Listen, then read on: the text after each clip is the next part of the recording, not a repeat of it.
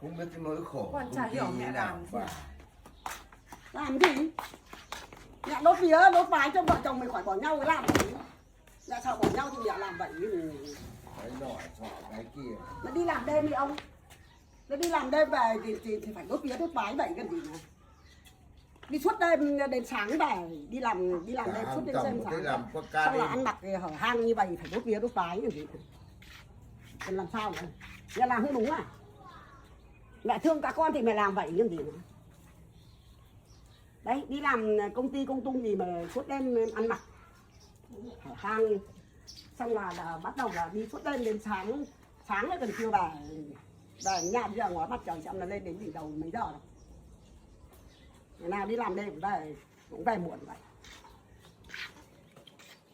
Đốt vía đốt vái vậy thì cho nó phải